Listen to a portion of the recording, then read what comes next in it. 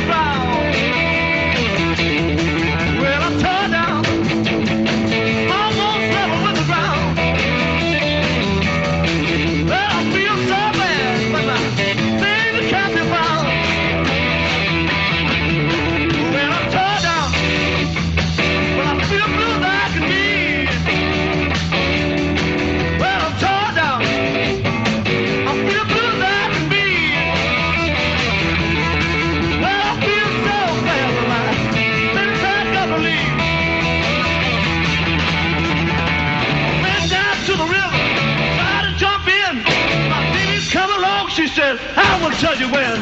I'm caught up. Almost blew that to me.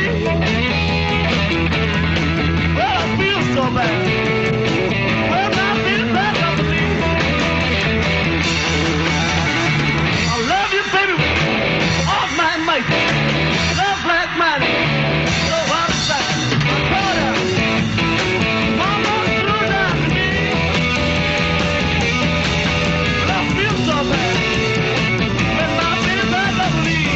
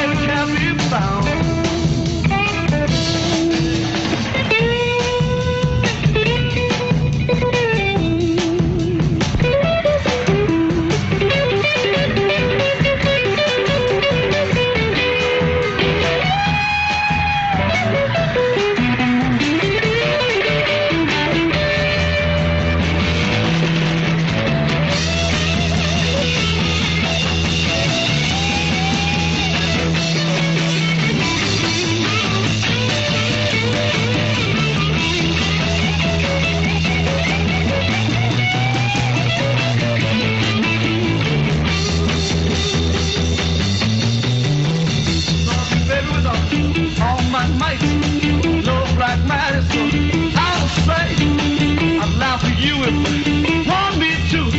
Woman, don't believe that your love is true. Well, I'm tore down. Yes, I'm tore down. Well, I feel so bad when my baby can't be found. What? I'm tore down. Well, I'm tore down. Well, I'm tore down. Tore down.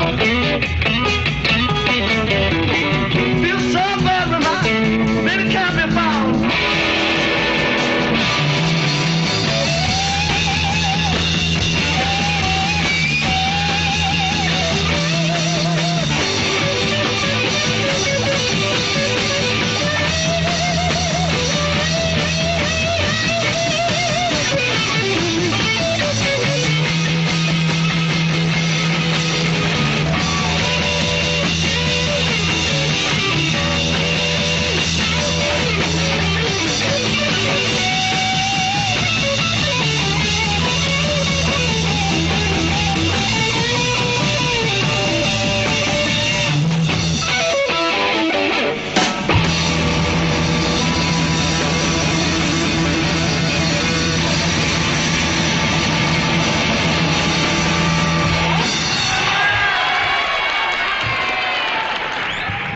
The first songs I sang were sort of Takes a Worried Man to Sing a Worried Song, and Bring a Little Water Sylvie, Lonnie Donegan stuff, and a couple of sort of rock and roll things.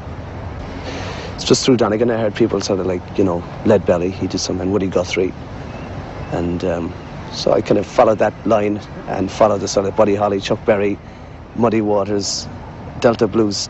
So I just opened up interests that way. Can't see. At one stage I wanted to be a footballer and a cowboy like any other kid, but really, I mean, since the age of 6, I mean, I wanted to be a musician, and it's just, maybe it's probably a bit more of a musician thing with me. I'm just quite happy being a musician.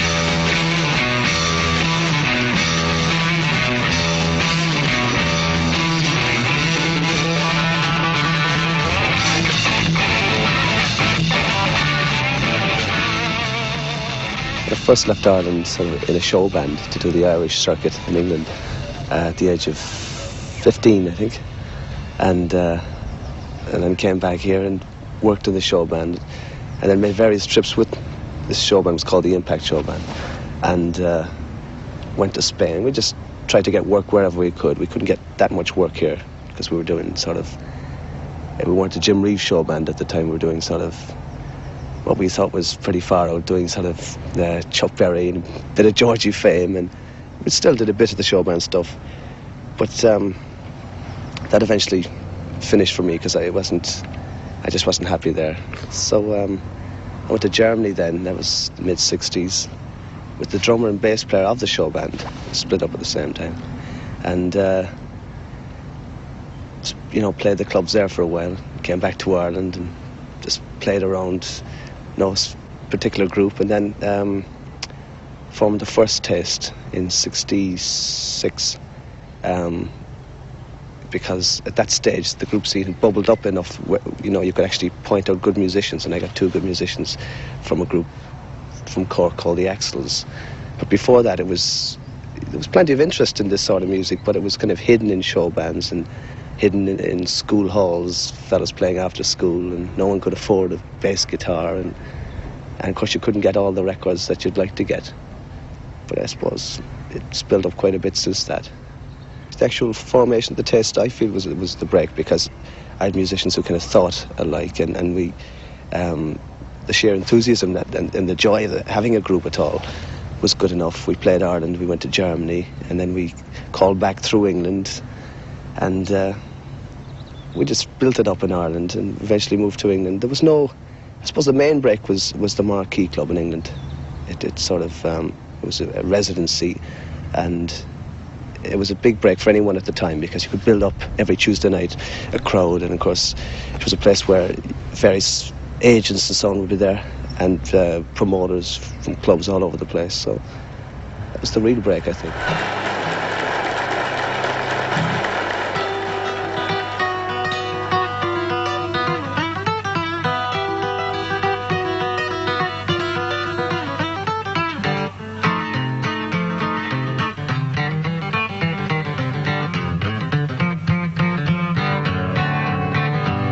Well, I'd know my dog anywhere I hear him bark.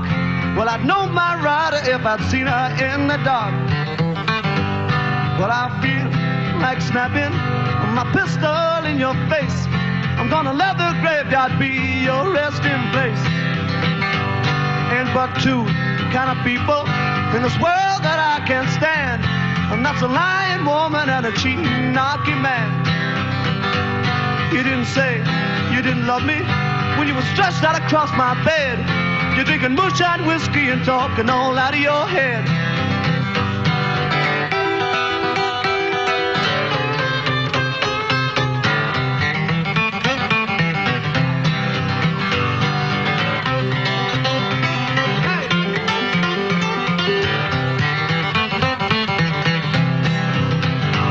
Well, I feel like snapping my pistol in your face. I'm gonna let the graveyard be your resting place.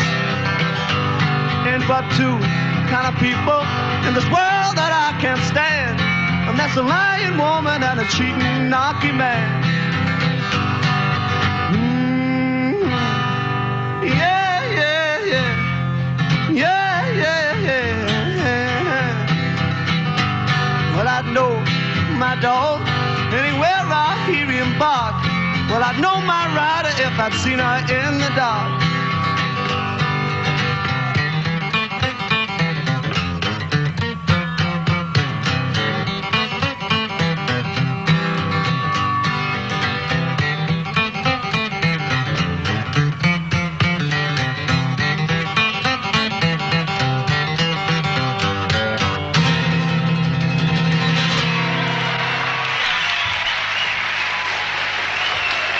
Thank you very much. Well, the present day musicians I'm listening to aren't really playing the same stuff. I'm kind of interested. I like that kind of folk side of things, the sort of the Steel Eye Span and people like that. But for sort of direct contact with the sort of music I play, I listen to the older blues artists. All the different. Some weeks I just listen to 1950s Chicago stuff, and then I'll move on to a bit of Son House, the Delta stuff or something. But then again, you might a month later you might move back and say, oh God, I got to listen to Eddie Cochran or something like that. You just kind of go through different cycles. But I think the modern contemporary, the steelite type thing that they're bringing out is interesting.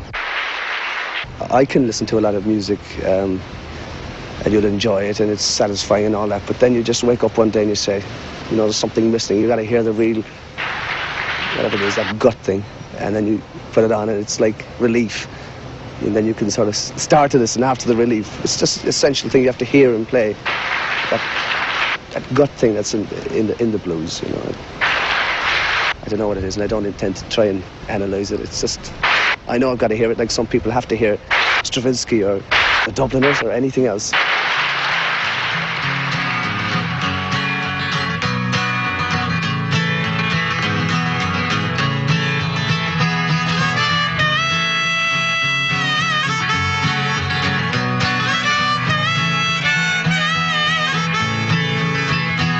Well, I don't know where I'm going, I don't know where I've been, but I haven't seen my baby since I don't know when. Well, I'm walking down that long road with a smile upon my face, a broken hearted, but you won't see a trace. Well, I'm feeling disconnected, these blues are out to kill. Put them in the corner, sweep them in the bin. Alright, so you don't sympathize, don't expect that you should. Stay bright for one day, you might run into this patch of gray cloud too.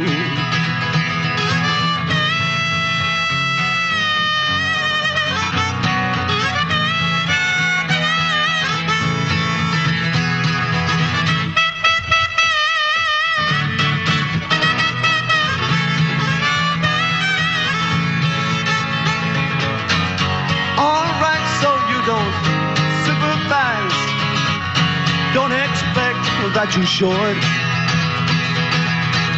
But stay bright for one day, you might run into this patch of gray cloud too. Well, I'm feeling disconnected, these blues are out to kill. Put them in the corner, sweep them in the bin.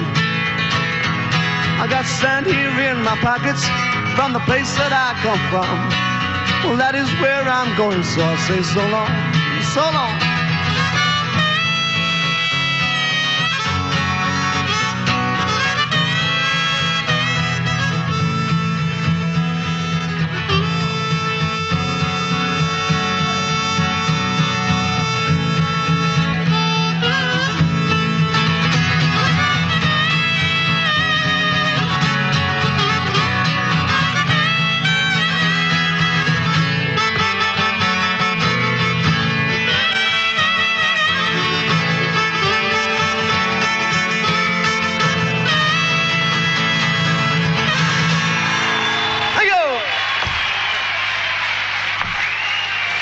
Very much indeed. Thank you. I do all that, yeah. I think about it. It's, I'm in no hurry. I like to stay footloose for a while yet anyway. But you can never tell when you're going to be caught. Well, did you ever? Well, did you ever? Well, did you ever? Well, did you ever?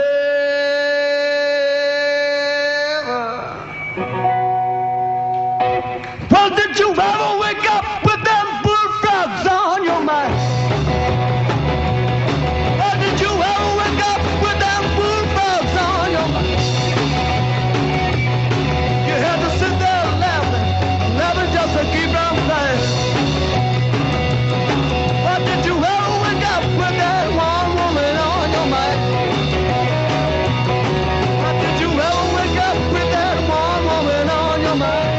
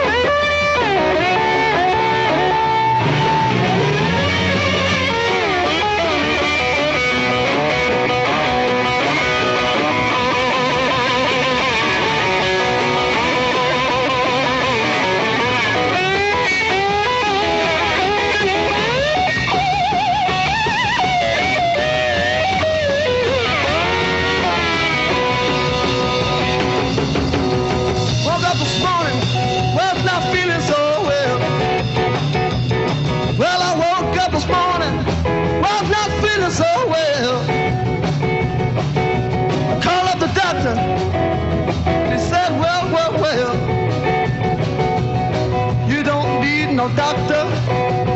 You don't need no pill. You don't need no doctor. You don't need no pill. Take my advice and really cure your ills. Just get on down to New Orleans, the best town you've ever seen. Head on down to the river bend. That's where the music never ends. Just open your ears and don't you feel good? Got to have a shot of rhythm and blues.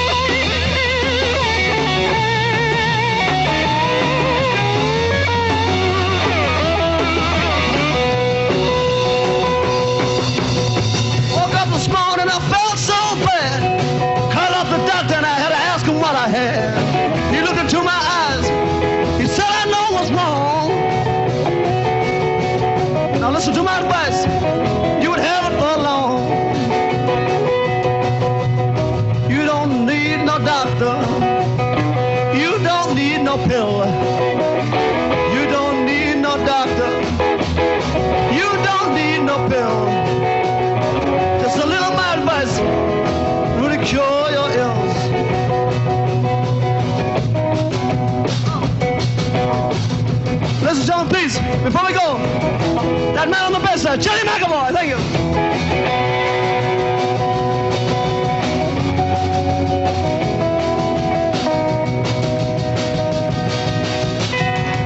You might not recognize the man on the drums.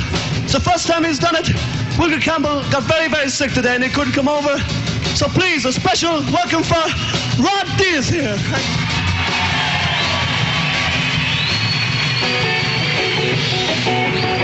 Call up the doctor.